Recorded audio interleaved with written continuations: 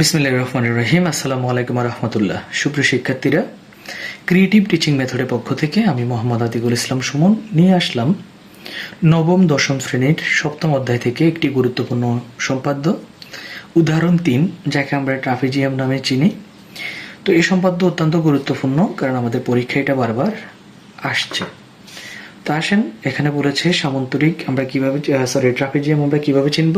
সমান্তরাল বাহু থাকলেই বুঝে নিব যে কি আমাকে ট্রাপিজিয়াম অঙ্কন করতে বলবে সপ্তম অধ্যায়ে। তো আসেন, আমি দুইটা সমান্তরাল বাহু নিয়ে নিই। একটা নেব যে কি ওরা মেজারমেন্ট হলে আমাদেরকে দিয়ে দিবে, বাট আমরা এখানে আমাদের মতো নিয়ে নিলাম। একটা নিলাম 7 সেন্টিমিটার, আরেকটা আমরা নেব যে কি 4 সেন্টিমিটার, একটা নিলাম 4 সেন্টিমিটার আনুমানিক। আপনি যে কোনো মেজারমেন্ট নিতে পারেন। এবং দুইটা কোণ, একটা হবে যে আমরা জানি একটা 60 ডিগ্রি, আরেকটা কত 90 ডিগ্রি নিব। তো একটা আমরা 60 ডিগ্রি নিলাম, আর একটা কত ডিগ্রি 90 ডিগ্রি নিব। কারণ এই দুইটা কোণ আমরা বেশি অঙ্কন করি সম্পাদ্যে। তো 60 ডিগ্রি, এই 60 ডিগ্রি মেজারমেন্ট নেব যে কোনো মাপে। একটা চাপ সেম মাপে যখন দ্বিতীয় চাপ দেওয়া হবে তখন 60 ডিগ্রি কোণ হয়। এরপর আমরা একটা 45 ডিগ্রি কোণ আঁকবো। তো প্রথমত লম্ব আঁকতে হবে 1, এরপরে 2 সেম মাপে, 3 এন্ড উপরে একটা 4, এবার 5। এ হলো যে 90 ডিগ্রি। তো 90 ডিগ্রি আমরা অঙ্কন করলাম। পয়েন্ট ক্লিয়ার করে আমরা এটা কি করব, এই হচ্ছে আমাদের 90 ডিগ্রি। এবার 90 ডিগ্রিকে আমরা সমদ্বিখণ্ডিত করে 45 ডিগ্রি বানিয়ে নেব। সমদ্বিখণ্ডিত অর্ধেকের বেশি বা পুরোটা থেকে একটু কম নিয়ে আমরা একটা ব্যাসার্ধ দিলাম। ঠিক এখানে যখন আমরা এই দ্বিতীয় ব্যাসার্ধটা দিব, এখন আমরা কানেক্ট করলে আমরা আমাদের 45 ডিগ্রি কোণটা পেয়ে যাব।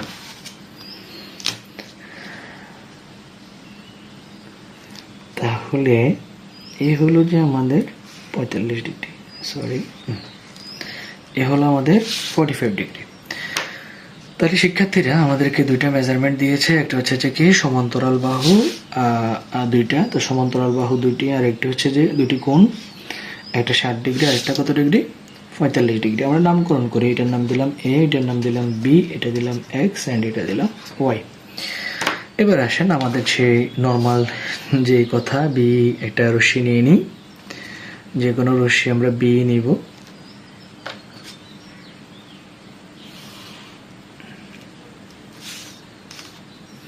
আমরা যে কোনো রশ্মি কি বি ই নিলাম।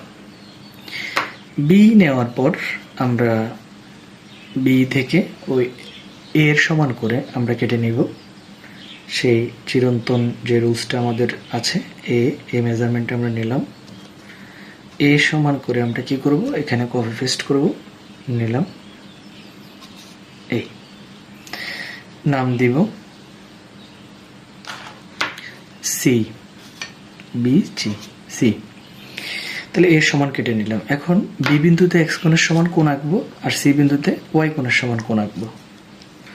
তাহলে বি বিন্দুতে এক্স কোণের সমান কোণ, এই হচ্ছে আমাদের এক্স। আমরা ব্যাসার্ধটা নিলাম, দেখা যাচ্ছে স্পষ্ট।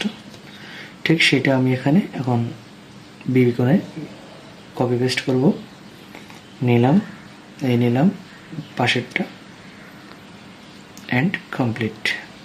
ঠিক আবার সি বিন্দুতে ওয়াই কোণের সমান কোণ আঁকবো। তাহলে ওয়াই এর ব্যাসার্ধটা নিলাম এবং সি বিন্দুতে সেটা আমরা কপি পেস্ট করব।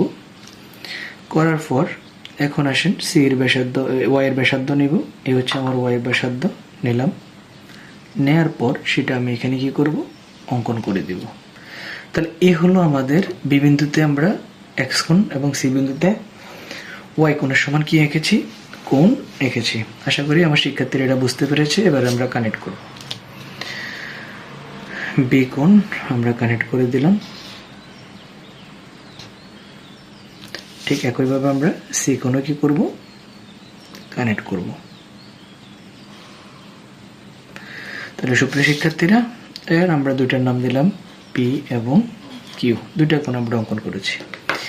এবার এই বি আর সি থেকে আমি দ্বিতীয় যে সমান্তরাল বাহুটা আছে সেটা সমান করে কাটে নেব না, বি মানে বিসি থেকে আমরা এখন বি এর সমান কি করব, ব্যাসার্ধ নিয়ে কেটে নিব দ্বিতীয় সমান্তরাল বাহু। আমরা বসালাম এখানে অ্যান্ড কানেক্ট করলাম, নাম দিলাম কি বি এফ। আমরা এখানে একটা নামকরণ করলাম যে এফ। তাহলে আমাদের বিসি ছিল কার নামে, এ এর সমান, আর বিএফ হলো কার নামে, বি এর সমান। তো আশা করি আমার শিক্ষার্থীরা এটা বুঝতে পেরেছে। এখন আসেন আমরা এফ বিন্দুতে এই বিপি এর সমান্তরাল একটা কি আঁকবো, বাহু আঁকবো। আর সমান্তরাল বাহু আঁকতে গেলে মাথায় রাখতে হবে যে বিন্দুতে আঁকবো ওই বিন্দুতে যার সমান্তরাল আঁকবো তার সাথে যে কোণটা আছে সেই কোণটা এখানে এঁকে দিলেই হবে। তাহলে আমরা দেখতে পাচ্ছি আমরা এফ বিন্দুতে আঁকবো কার সমান, বিপি এর সমান করে। তো বিপি এর বি কোণটা এখানে দেওয়া আছে, আমরা শুধু এখানে বি কোণের সমান করে কি আঁকবো, একটা কোণ আঁকবো। এই একদম অ্যাকুরেট কোণটা এঁকে দিব, আমাদের সমান্তরাল বাহুটা হয়ে যাবে। এই আমাদের অটোমেটিকলি সমান্তরাল বাহুটা কি হয়ে গেছে, সৃষ্টি হয়ে গেছে। আমরা এটা এখন কি করে দিব, কানেক্ট করে দিব।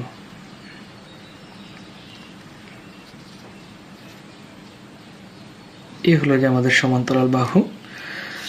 আমরা নাম দিলাম ডি, যা সি কিউ রেখাকে ডি বিন্দুতে কি করে, ছেদ করে। তাহলে এই হলো যে আমাদের মূলত এতটুকু পর্যন্ত কাজ।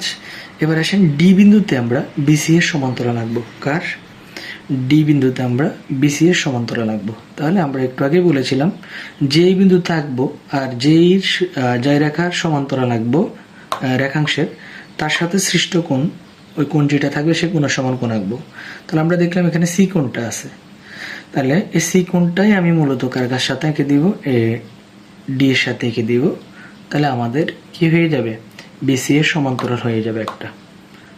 পাশেরটা নিলাম, নেওয়ার পর আমি এটা শুধু কি করে দিব, এখান থেকে এই উপরের দিক থেকে কানেক্ট করে দিব। উপরের দিক থেকে, নিচের দিক থেকে না।